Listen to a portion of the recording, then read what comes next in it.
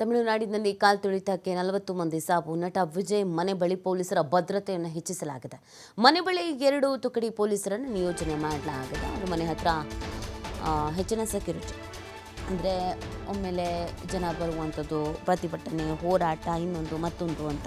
ಯಾಕಂದರೆ ಇದರಲ್ಲಿ ರಾಜಕೀಯ ಕೂಡ ಮರ್ಜ್ ಆಗಿರೋದ್ರಿಂದ ರಾಜಕೀಯ ಪಿತೂರಿ ಅಂತಿದ್ದಾರೆ, ಆ ಸರ್ಕಾರದ ಮೇಲೆ ಆರೋಪ ಮಾಡಿದ್ದಾರೆ. ಸೊ ಆಡಳಿತ ಪಕ್ಷ ಇದೆ. ಸೊ ಹೀಗಿರಬೇಕಾದ್ರೆ ಈ ಪ್ರತಿಭಟನೆಗಳು ನಡೆಯುವಂಥದ್ದು ಇನ್ನೊಂದು ಮತ್ತೊಂದು ಆಗಬಹುದು.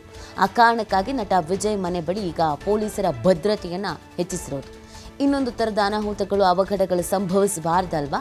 ಆ ಕಾರಣಕ್ಕಾಗಿ ಕಾಲ್ತುಳಿತಕ್ಕೆ 40 ಮಂದಿ ಸಾವನ್ನಪ್ಪಿರುವಂಥ ಪ್ರಕರಣ ಇದೀಗ ನಟ ವಿಜಯ್ ನಿವಾಸದ ಮುಂದೆ ಹೆಚ್ಚಿನ ಭದ್ರತೆಯನ್ನು ಕೈಗೊಂಡಿರೋದನ್ನು ನೀವು ಗಮನಿಸ್ತಾ ಇದ್ದೀರ. ಕೆಲವರು ಪ್ರತಿಭಟನೆಗೆ ಅಂತ ಆಗಮಿಸ್ತಾರೆ, ಕೆಲವರು ಆಕ್ರೋಶವನ್ನು ವ್ಯಕ್ತಪಡಿಸೋದಕ್ಕೆ ಅಂತ ಆಗಮಿಸ್ತಾರೆ.